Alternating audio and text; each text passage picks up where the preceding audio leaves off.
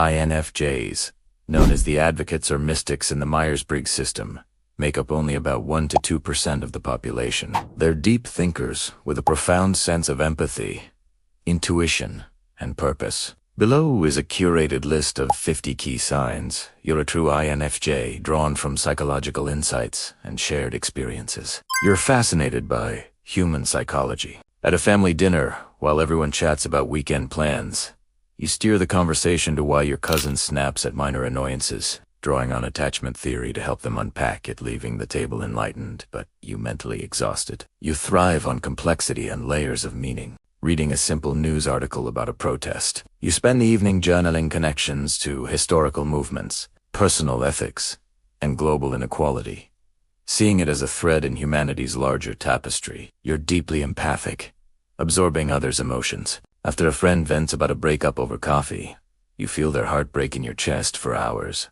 canceling your plans to send them a care package of their favorite snacks and a handwritten note. Learning and self-improvement are your ultimate highs. On a lazy Sunday, instead of binge-watching, you enroll in an online course about quantum physics, devouring modules until midnight, because it feels like unlocking a new dimension of existence. You prefer deep, one-on-one connections over group settings. At a party, you politely mingle for 30 minutes before pulling one acquaintance aside for a 2-hour walk, discussing life's big questions, while the group noise fades into the background. Hard to truly know, guarding your inner world. Coworkers see you as the reliable team player, but only your childhood best friend knows about your secret poetry journal, filled with visions of a more just world. You would draw to recharge and process emotions. After a heated team meeting, you skip happy hour and spend the evening alone with tea and a book, emerging the next day with fresh insights on how to resolve the tension. You intuitively spot others' hidden intentions. During a job interview, you sense the hiring manager has unspoken doubt about your fit and pivot your answers to address their underlying fear of innovation. Lending the role, you're a quiet cheerleader, inspiring through subtle praise. Noticing your siblings' self-doubt in art school, you frame their latest sketch as a bold step toward the vulnerability that defines masterpieces, sparking their motivation to keep creating. You despise interpersonal conflict and seek harmony. When roommates argue over chores, you mediate by reframing complaints as shared goals, turning the standoff into a collaborative cleaning playlist session. Your affection is warm but selective hot and cold. You cuddle your partner during movie night when feeling connected, but after a long day, a simple hug feels overwhelming. So you request space with a gentle, "I love you, just need quiet." People naturally turn to you as a counselor. Your barista confesses work stress during a slow shift. You listen without judgment, offering tailored advice on boundary setting that they later credit for quitting a toxic job. You see the real person beneath the surface mask, meeting a boastful new colleague. You detect that bravado hides insecurity from a recent failure and bond by sharing a vulnerable story from your own career pivot. You have a vivid, playful inner world of ideas. Stuck in traffic, your mind spins a whimsical alternate reality where traffic lights are portals to historical eras. Jotting notes for a short story you'll write later. You connect events to broader patterns and futures. A friend's minor car accident triggers you to map out road safety trends, predicting policy changes, and advocating for better urban planning in your community group. Your dreams feel prophetic and deeply symbolic. You dream of a crumbling bridge, which eerily foreshadows a relationship strain. Journaling, it helps you address the foundation issues before they collapse. Under stress, you crave sensory escapism or indulgence. After a deadline crunch, you impulsively book a solo spa day, emerging from a hot bath with lavender oil, feeling reborn and ready to tackle unfinished projects. You struggle to decode your own emotions logically. Feeling inexplicably irritable, you spend an hour analyzing it like a puzzle, tracing it to unprocessed grief before journaling to finally name and release it. Small talk bores you to tears. You crave depth. At a networking event, you endure whether chit-chat but light up when someone mentions philosophy, diving into a debate on free will that lasts until closing time. Details overwhelm you.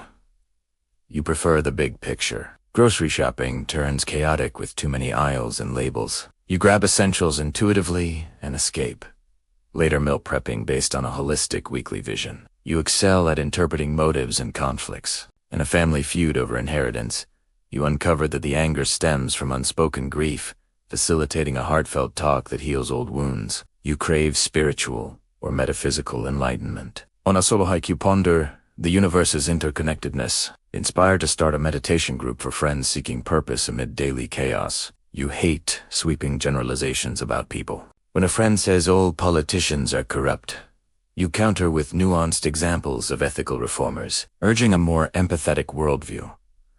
You always ask, what does this really mean? Watching a viral meme, you dissect its cultural satire, linking it to societal anxieties and sharing an essay that goes mini-viral. In your online circle, you often feel lonely and different from others. At school reunions, surface-level nostalgia leaves you yearning for deeper souls.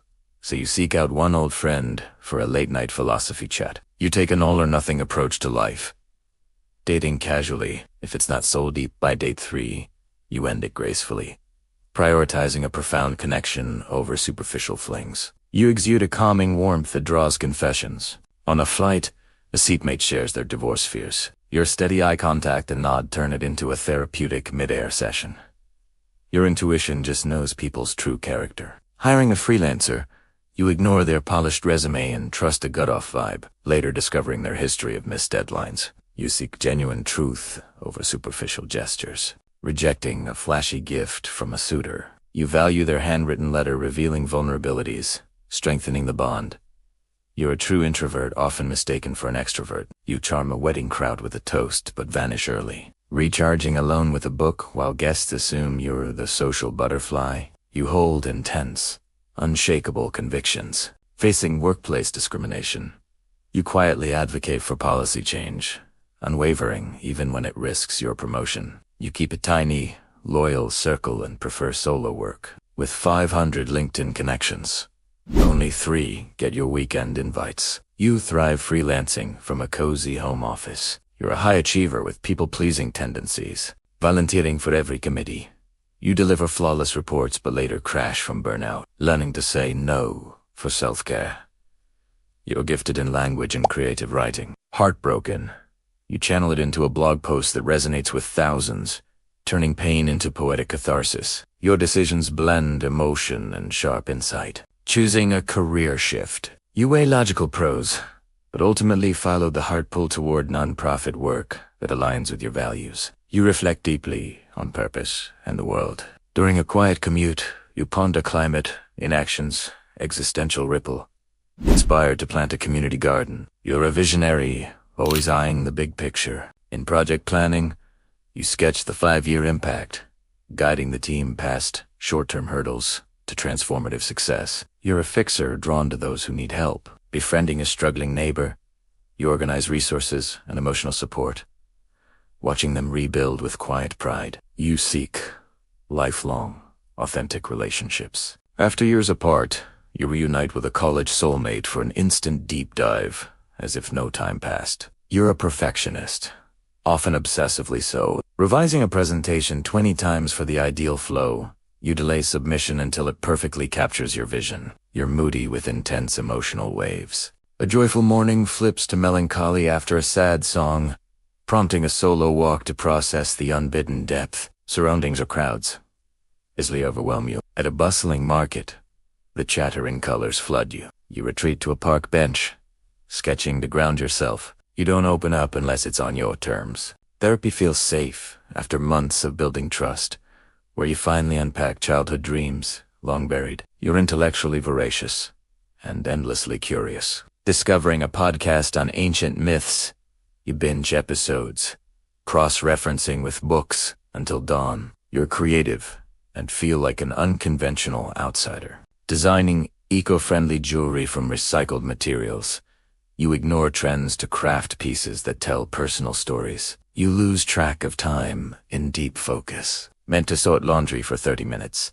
3 hours vanish into reorganizing your entire wardrobe by color symbolism. Mundane tasks feel like insurmountable hurdles. Bills pile up amid grand life planning. You tackle them in one hyper-focused admin day ritual. You're absent-minded about everyday details, leaving keys in the fridge again You laugh it off while your mind wanders to a novel's plot twist. You fiercely defend the underdog. In a meeting, you speak up for the overlooked intern's idea, turning it into the project's saving grace. You appear calm externally, despite inner turmoil. During a crisis at work, your steady voice reassures the team. But alone later, you journal the storm of unspoken fears.